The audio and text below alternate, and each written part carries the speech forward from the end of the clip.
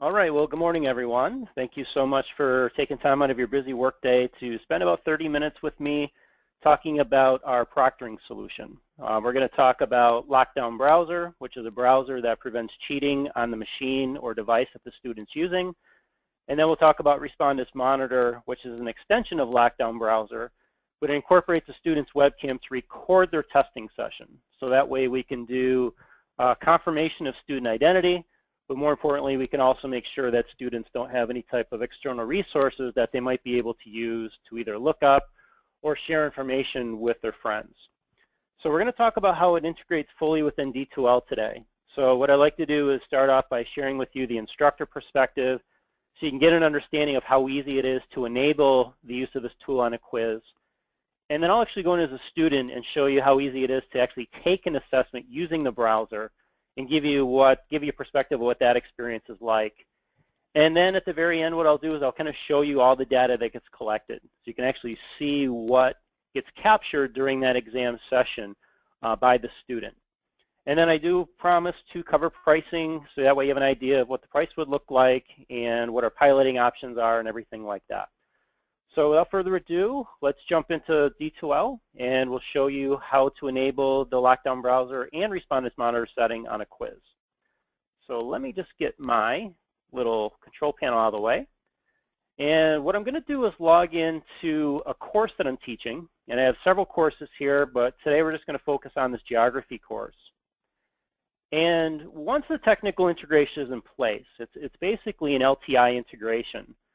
What it will do is when you go into the quizzes link up here at the very top in the toolbar, you will see when you kind of scroll over these different tabs, this LockDown Browser. And what this will do is open up a dashboard. And this dashboard is basically a place that will mirror all the quizzes that show up in this course. And the dashboard is where you do everything related to LockDown Browser Monitor. It's where you enable the setting on a quiz. It's also the area where you would go to review the information that gets captured during this exam session. Now, you'll see on the left-hand margin of the screen that all of my quizzes are located there. You'll see to the right of that, there's this LockDown Browser column. And then you'll see to the right of that, there's this Respondus Monitor webcam column. So we basically have a two-part solution. Nick, sorry to jump in. I'm only seeing your Brightspace login. I don't know if anybody else is seeing anything different. Okay. No, I was actually waiting for it to show something. Right. Okay. Yeah, I'm still glad you seeing spoke up, Colin. Okay, I see. Yeah, okay. Okay. Sorry about that. All right. All right. Well, let me I just logged into D2L as an instructor. So let me go into my course. So before I get too far ahead of myself here, sorry about that. What I mentioned is when I go into a course that I teach, and it doesn't matter what course you log into. Let me just get into this geography course here. And what this will do is when I go to the quizzes section up here at the top, you see the top middle of my screen.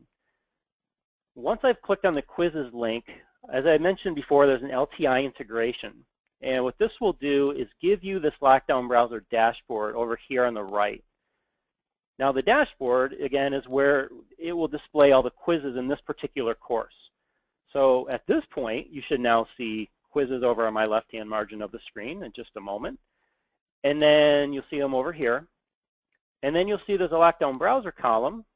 And then you'll see there's a Respondus Monitor webcam column. So the nice thing is, I know you're moving over to D2L. We want your instructors to be in here as much as possible, so everything's fully integrated in. So that way, once this LTI is in place, you can then start applying the setting on a quiz-by-quiz basis. Now, we have a two-part solution. We have a LockDown Browser that's been around for, probably about 14, 15 years now. And the browser's job is to prevent cheating on the device. So you can use it as a standalone application. So if you're doing any type of on-site testing, whether it's in a lab or a classroom or in a testing center for that matter, and you have a proctor present, all you need is a browser. Because with a proctor present, you know students aren't using any type of external device or resource to look up or share information. But if you're using it in a fully online course, well, you can quickly see the deficiency of LockDown Browser from home. Because if a student's at home, well, who's to say they're not giving their D2L login credentials to a friend asking them to take the exam on their behalf, or even more importantly, how do we prevent them from using external resources to look up or share information back and forth? So that's where the monitor tool comes in, and it basically incorporates that student's webcam to record their testing session, and it does a student authentication piece. Now, once you've identified the quiz, there's a drop-down menu next to each one of these. You'll see the only option is to modify settings. So by doing that, you're going to start to see these settings expand in line. So I'm going to require LockDown browser, which is always going to be the first step, because we want to make sure the integrity of the testing on the device is secure first and foremost. So what you'll see below are your LockDown browser settings. This optional password, if you enter one here, it basically forces a student to type in a password before they can get to the assessment. So I know D2L is a similar password feature. This is basically can be used in conjunction with that or on its own. But basically it's optional, and it just, if the student's using that, they would have to type that in before they get to the quiz. Now under advanced settings, these are your LockDown browser advanced settings. Here's where you have some optional settings that you can choose or choose not to use. You can choose to lock the student into the browser until the exam is complete. You can allow students to use an iPad. So we give you the option to allow students to use that device. And again, they can use it for both tools. For your math and science, nursing, nutrition courses, maybe at some point they might require some form of a calculator. I know nursing does, dosage calculation courses that might require the use of, working out equations. We have a couple different calculators to choose from. I'm just going to use the scientific calculator. It's a little bit more robust, so you can basically see how that would function. And then printing by default is disabled. You're probably wondering, well, why would you want to print? In very rare circumstances, we have some customers that want students to print out the assessment first before they submit it to their grade book. And basically by doing that, it's just having that hard copy backup present just in case something happens.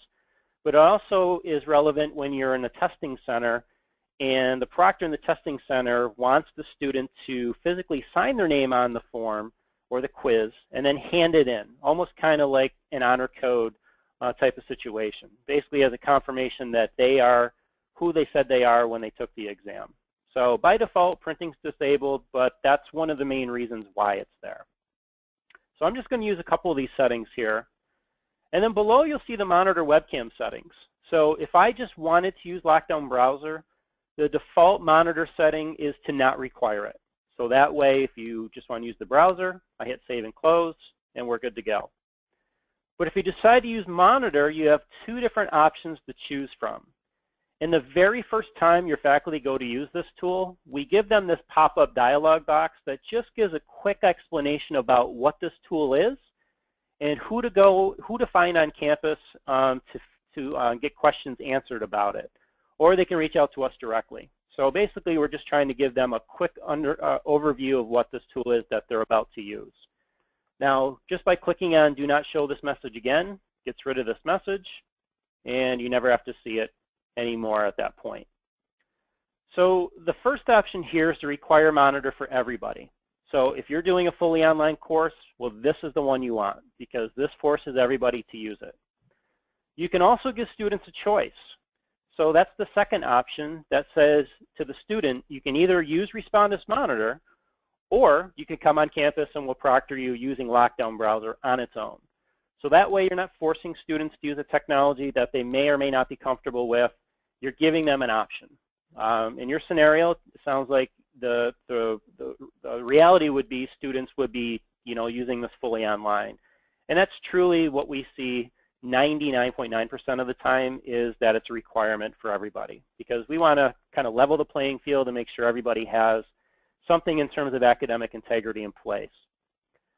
Now, before a student can get to a D2L quiz, we force them through a startup sequence. And what we want to do is first and foremost, make sure they have a working webcam.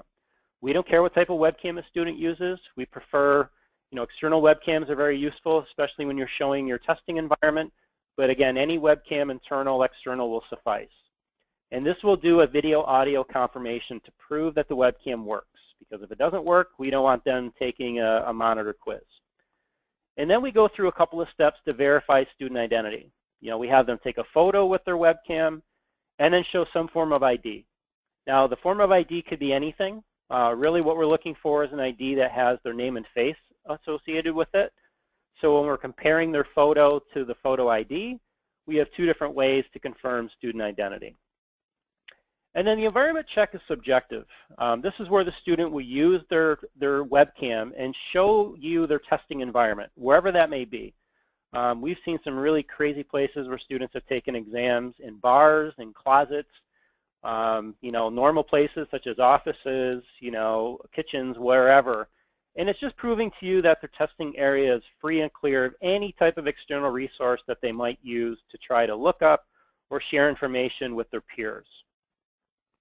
And then finally, additional instructions, just anything else you want to tell your students. So let me just pull this up here. It could be the obvious, you know, stay seated, don't get up and move around. Focus on your computer screen until the exam is complete. Remember you signed the honor code. Maybe you're just a reinforcement that, you know, academic integrity is very important to you during this exam session or just in general in terms of your online courses. You could tell them how much this is going to count for their final grade. You can tell them that the following resources are either prohibited or allowed. You know, maybe you allow for a scrap piece of paper, for example, or maybe it's an open book test, so you allow for a textbook to be used. But this gives the student the additional information that they need in order to go ahead and take that assessment. Now, if you're not really sure what to say, we kind of put some pre-scripted language in here just to kind of help you along the way. So you can either use what we have and expand upon it, or delete what we have and make it your own, or just add to what we have and just kind of expand upon that piece. So basically, the explanation that I just said took way longer than it actually does to turn this on. So when we're really boiling it down, you're really just turning on LockDown browser, turning on monitor, hitting save and close to the lower right-hand corner of the screen. And now what we do is this quiz will now display in the title that it says LockDown browser and Respondus monitor. The webcam are both required. So that way when the student uses the browser, they know that it's been required. And then they will also see both columns that they're required in green. So if I actually scroll up on my screen, here we go, you'll see that week 1 quiz has the requirement in the title, and then both columns are required in green. So as just a visual representation that you've enabled everything the right way. Now we're going to switch gears and show you the student perspective. Let's show you how easy it is to actually take a quiz using the browser. Now, there's two different types of browsers. There's a student browser, which means a student can install it to their own device. And I know, Charles, we had talked about, you know, the student may use their own computers. And in that scenario, it's just a download URL. They click on it. It installs it right to their machine very quickly. And then that's the browser they'll use to take the assessment. It's a one-time download. You don't have to do it any more than once. But once it's on the machine, that's the browser you'll use. There's also a lab edition. So if you do have managed computers and you wanted to push out the browser for use on those machines, there is a way to package it up and deploy it on a bigger scale. So there's a couple different versions to work with, but the student edition basically requires admin rights to install, which is the biggest differences between the two. They both work the same. Now when the student enters the browser, what it will do is act as a portal to your D2L site. So it automatically takes them to your D2L login page. And then from here, it's just acting as a normal browser. We're just going to go through the steps as I would if this was, you know, Firefox or Chrome or Safari or whatever. So when I go into my course and I go to the quizzes area where I'm about to take this quiz, click on the quizzes link. The nice thing is it says very quickly that it requires both the webcam and the browser, so we know that we're actually using the right browser. Up here in the toolbar, there's this Help Center button. This is built-in technical support. So should a student have an issue, they can run a quick system check on their device. And if everything checks out okay, then they should be able to go in and take the exam without any problems. You can see it's doing a bandwidth check just to make sure my bandwidth is good. And if they do have a problem, they can report it either directly to your help desk or report it directly to Respondus. And the nice thing is, everything that we need to know about the student's machine is captured during this Help Center check. So you can see we know what type of computer that they're using, what type of webcam, what course that they're in, what LMS that they're using, what institution they're from. And then at the very bottom, we get to see some of the .exe files that are running that may or may not cause an issue with the browser. So we always recommend a practice test. Set up a quick practice test. Allow your students to go through these motions one time. And then once they have everything installed and working, then in theory, they shouldn't have any problems moving forward from that point on. So this is just a great way, I would say more so for that bandwidth test, just to make sure that the student has an adequate internet connection in order to take the assessment. So I'm just going to return back to the course, and I'm going to take the quiz. So when I click on the quiz, at the very bottom, it's just going to hit Start the Quiz. We're going to say yes. Hopefully it doesn't take a few minutes. It took a few seconds, which is great. Now instead of jumping into that quiz, I'm forced to go through that startup sequence. So you'll see that there's a Terms of Use Agreement, which the student will click Agree. You'll see that there's a webcam check. Hey folks, how's it going? This is me. What I'm going to do is record a quick 5-second video, and this will do a video and audio confirmation to make sure everything works properly. And that's going to play the video back to me just to let me know that it's working properly, and I can then go forward to take the assessment. So when I click Record 5-second video, I'm just going to continue talking. And you can see the countdown here where it says recording, seconds remaining. And then very quickly it's going to play that back. So in just a moment you'll hear and see me talking into the webcam.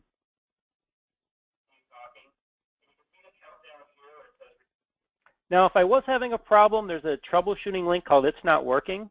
I find webcams are pretty simplistic pieces of technology, so it's pretty rare that you would run into an issue. But if you did, you are able to troubleshoot yourself. So let's say I had an audio issue. I can simply click on Next, and we'll give the student steps on how to resolve that issue. So nice thing is we have built-in support troubleshooting at each one of these steps. So my webcam looks good. It sounds good. I'm going to go into the next step and take a photo of myself. So I'm just going to smile for my camera, took a quick picture. I'm going to show you my ID card. So I'm just going to prove to you that this is who I say I am. Oops. Come on, take the picture. There we go. There's me. There's my ID card. So we're going to hit continue to move forward. Now I have an external webcam, so I'm just going to go ahead and show you my testing area. So here is my desktop. Now everybody has a different philosophy in how they expect students to do this environment check. Honestly, I feel just doing something like this is adequate, because what we want to do is make sure students don't have anything within arm's reach that they can use maybe to look up or share information. So once I've stopped the recording, what it's going to do is play that back to me so the student can review it to make sure they followed instructions. If it was sloppy the first time, maybe they need to try it again. We give them the opportunity to do that at this point. But I've done this a million times. I feel pretty confident that everything looks and sounds good. So I'm just going to hit continue and then read the additional instructions. I'm just telling my students that they have about 45 minutes to make sure that their webcam stays running, not to leave their seat. Remember, you sign the honor code in the Terms of Use Agreement. You cannot exit until you submit the exam for grading, and good luck. So at this point, I hit continue and begin. So now I will be taking a Desire to Learn quiz. So really, this is no different than any other quiz that a student would be taking if this was a standard browser. The biggest difference is when you look around the screen, I'm not able to navigate anymore outside the quizzing environment. My URL address field has been removed. My minimize and maximize buttons are gone, as well as the ability to close out early has been disabled. The right-click menu on my mouse isn't working. Alt-tab, function print screen. We block dual monitors from working. We shut down VMware. Anything you can think of, whether it's an instant messaging program we shut down, screen sharing, or screen capturing programs, all of these are shut down in the background. Now, it's not shutting down every single program on your computer, just these programs that we've identified that a student can use to share information or to look up information. But this is still a Desire to Learn quiz. And if you like to add advanced formatting, please feel free to do so, because the browser will give you some flexibility. If you wanted to include images or links to areas on the web, as you can see in question number 3, we give you the ability to go out to other areas. And the nice thing is, we create another secure window for you to review this information. So obviously Wikipedia is a very bad place to be under normal circumstances, but because we're in the browser, all these links on the page are being blocked. There's even a little link indicator up here in the upper left that no matter what I try to do, all these links are blocked, including the search bar, including the ability to navigate back and forth. The browser's blocking the student from utilizing any one of these links to look up or share information. Now I can keep this open if I needed to, go back and continue to answer the questions, or I can just simply close the tab. I see I have this set up again. If I wanted to take a student out to a map, I can do that here too. This allows the student to review that information again as I showed you before. And then down below, this is just simply a quick fill in the blank. I'm just going to fill in a gobbledygook answer. I'm going to I'm going to submit the quiz. So at this point, I'm done, completed it. Before I do that, I do want to show you the little calculator in the toolbar. I went through the effort to actually enable it, so I felt it's important to at least show you what it looks like. This is a scientific calculator, might be more than you would need. However, this on the right-hand side will be your standard. So if you basically cut this in half, you can see the differences between the two. So they're pretty much the same, just the other one has these more complex equations. All right, so I'm going to submit my quiz. I'll say yes. Students want to give us feedback, they can. This just goes to our developers. However, almost everybody basically skips it because it's not a requirement.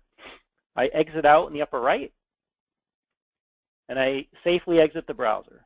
So now I've exited the browser, I'm done, the exam is in the gradebook, now we can move on. So the last step now is the video review piece. So now when your students or your class has completed the assessment, when you come back to the dashboard, the drop-down menu will also now have a video review option available. Now when you click on this, this is going to give you a dashboard of your class. So you will see all of your students enrolled in your course. You will see the date and time that the assessment was completed. You'll also see how long it took them to complete it. And then we give you these other columns that we call automated video analysis, or you might know the term better as flagging. So what we're doing is we're flagging any type of suspicious activity that we may have noticed during this exam session. Now this doesn't necessarily mean that cheating occurred, but it gives you some information to see if something did look out of place during that exam session. So you'll see there's these different columns. There's facial detection percentage, there's flags, and then there's total flag time. Now I can sort these columns. So if I click on the flags column, I can sort it by number of flags and kind of work my way down. Now you'll see at the very bottom there's a lot of high facial detection percentages and zeros, which basically means that when I look at this student, this is what we want to see. We want to see the student in the entire frame of in the webcam, and we want to make sure that there's really no movement happening. So you can see there's really nothing happening there. And if I continue to go down, you'll start to see that same type of behavior. So this is about as exciting as it gets. This is what you want to see, is basically just this type.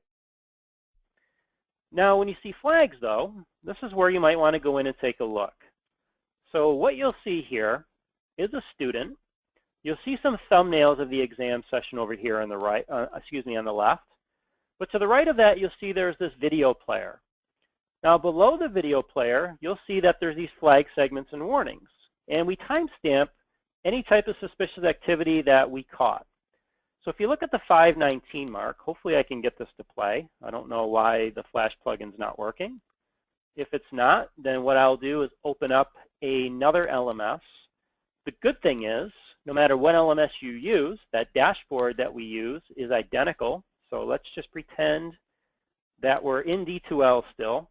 You can see the dashboard's the same. There's really no difference in what we're looking at. But what I'll be able to do in this video review is when I sort these columns, we'll just go back and sort them again. If I look at Jane Smith, now she has 5 flags in this particular dashboard. Underneath that video player, you will see those flag segments and warnings. And you'll see that this happened several times. And of course, I'm having a failed plugin again. Well, that's just wonderful. So what would happen is, and I can show you in these thumbnails though, it's okay if it doesn't show up in the video player. So let's just go back to D2L real quick. You'll see at the 5:19 mark, and this is basically this period of time, that the student went missing for about 30 seconds. So if I were able to click on this thumbnail, more importantly to click on these timestamps, it would play the video back to me so you can actually see that that behavior is occurring. You'll see at the 9:24 mark that there's multiple people showing up in the webcam. And then at the 10:03 mark, or excuse me, the 9:53 mark, somebody different came in. And you can actually see in this thumbnail right here that somebody different is now taking the assessment. So our webcam is able to determine if there's multiple people in the frame, whether there's somebody different now taking the exam, or if the student goes missing for a period of time. What you're looking at with these thumbnails is basically the entire testing session. We just broke it out into these rough 1-minute time increments. So you can either do a quick sweep, or if I had a video player that works, which I'm not sure why it's not working, you could just click on these timestamps and see that. This process should take you no longer than 15-20 seconds. We don't expect you watching videos. That would be a huge waste of your time. This is just going to give you the type of behavior that we noticed and make it easier for you to click on those links to review. And if I needed to look at the startup sequence, I can confirm the student's photo. I can confirm it's their ID card. I can also watch their environment video if I was able to get my player to load. And I would be able to see what their environment looks like, just in case I see something in there that looks suspicious, in addition to what we're looking at right now. Okay? So what you typically see is zeros across the board, but when you start seeing flags, that would alert you to maybe go in and take a closer look.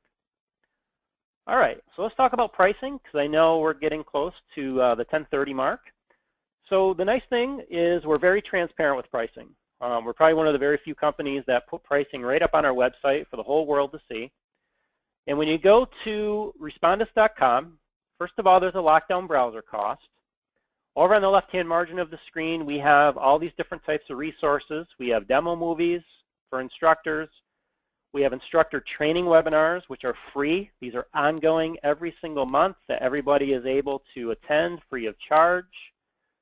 We have a free 2-month pilot, as well as resources on how to get started.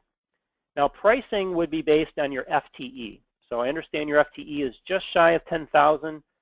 The LockDown browser cost is only $43.45. And that cost includes 200 free evaluation seats of monitor. So basically, if you need a LockDown browser, but you're not really sure you need a monitor yet, you have these free evaluation seats. Now, to add monitor, again, you just go over to the left-hand margin, click on Monitor, Pricing and Trial. We have 2 licensing models. So we have an annual licensing model where the institution would pay $3,950 for unlimited use on all online courses, all online quizzes, unlimited use of the browser, 5 years of video storage, unlimited support for that cost. So you would factor in the LockDown browser cost, as well as this cost, and that would be your total price. We also have a student purchase model. A lot of schools don't opt for this model because they're very sensitive of passing cost on to students. However, if you decide to go with this model, which is fine, you would just pay for your LockDown browser license, and then students would pay a $10 course fee, which would then, depending on how many courses that they want to use with Respondus Monitor, it only costs them $10, and it'd be that one flat fee for all quizzing in that course. So if you're not really sure what a seat is identified as 1 student per course where Respondus Monitor is used. So our goal is to provide a very scalable yet affordable solution to allow you to do as much quizzing and testing as possible. Now, I know it sounds like it's your nursing graduate program and maybe the nutrition courses. So depending on how many courses that you have fully online, your free seats might be enough to satisfy the need that you might have at this point. But again, if you get beyond those 200 freebies, then you would be able to have a couple options to pick up a cost. All right, well, that's all I have to cover. Do you have any questions?